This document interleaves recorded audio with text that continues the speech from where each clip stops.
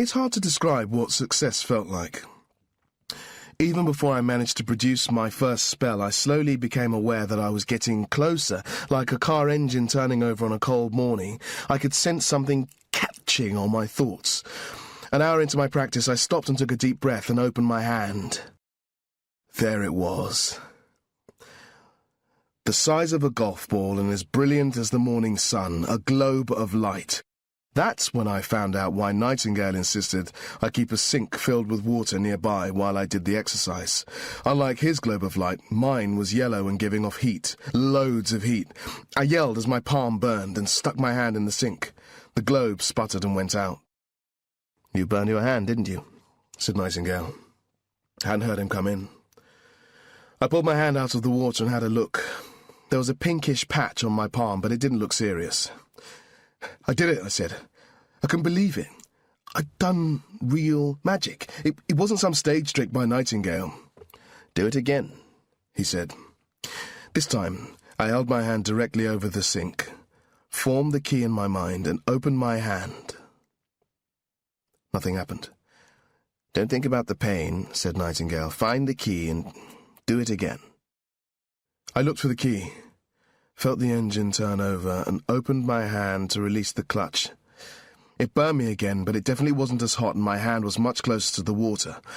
Still, I checked my palm. This time it was going to blister for sure. "And again," said Nightingale. "Reduce the heat. Keep the light." I was surprised how easy I found it to obey.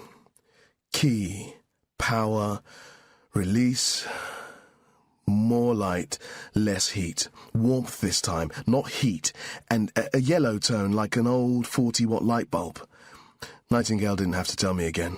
I opened my palm and produced a perfect globe of light. "Now hold it," said Nightingale. It was like balancing a rake on your palm. The theory's simple, but the practice lasts 5 seconds, tops. My beautiful globe popped like a soap bubble. "Good," said Nightingale. "I'm going to give you a word. I want you to say this word every time you do the spell. It's very important that the spell's effect is consistent." "Why is that?" "I'll explain why in a minute," said Nightingale. "The word is lux." I did the spell again. Key, motor. I spoke the word on the release. The globe sustained for longer. It was definitely getting easier.